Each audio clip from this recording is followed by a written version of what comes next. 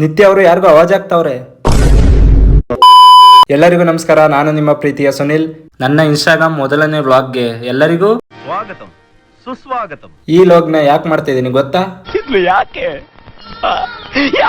Sai Kumar sir, ನೀವು ಹೇಳ್ಬೇಡಿ, ನಾನು ಯಾಕೆ ಅಂತ ಹೇಳ್ತೀನಿ.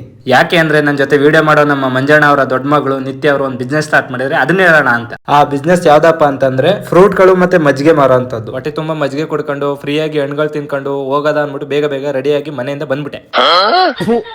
ಈ ಬಡತವಿಂದ ದೇಶ ಉದ್ಧಾರ ಆಯ್ತದ.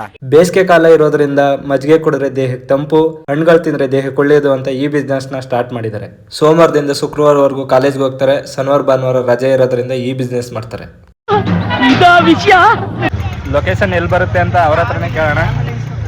ಗಾಯ್ಸ್, ಇದು ಬೀರೇಶ್ವರ ನಗರ ಮೇನ್ ರೋಡ್ ಹತ್ರ ಬೀರೇಶ್ವರ ಟೆಂಪಲ್ ಇದೆ, ಅಲ್ಲಿ ಬರುತ್ತೆ. ಈ ಅಂಗಡಿ ಎಲ್ಲರಿಗೂ ಗೊತ್ತಿರುತ್ತೆ, ಆಲ್ಮೋಸ್ಟ್ ತುಂಬಾ ಜನ ಗೊತ್ತಿರುತ್ತೆ. ಈ ಅಂಗಡಿ ಎಲ್ಲಾರು ಬನ್ನಿ, ಮಜ್ಜಿಗೆ ಕುಡ್ದು ಹಣ್ಣುಗಳನ್ನ ತಿನ್ಬಿಟ್ಟು ಕಾಸು ಕೊಟ್ಬಿಟ್ಟು ಹೋಗಿ ಅಷ್ಟೇ. ನಾನು ಒಂದ್ ಲೋಟ ಮಜ್ಜಿಗೆ ಇಸ್ಕೊ ಕುಡ್ದೆ. ಮಜ್ಜಿಗೆ ಹೇಗಿತ್ತು ಅಂದ್ರೆ ಹಂಗೆ ಹಣ್ಣುಗಳನ್ನೂ ತಿನ್ಕೊಂಡು ಇವರ ಹೊಸ ಬಿಸ್ನೆಸ್ಗೆ ಒಳ್ಳೇದಾಗ್ಲಿ ಅಂತ ವಿಶ್ ಮಾಡ್ಬಿಟ್ಟು ನಮ್ಮ ನಡೆ ಕೆಲಸದ ಕಡೆ ಅಂತ ಫೋರಮ್ ಅಲ್ಲಿ ಬಂದೆ.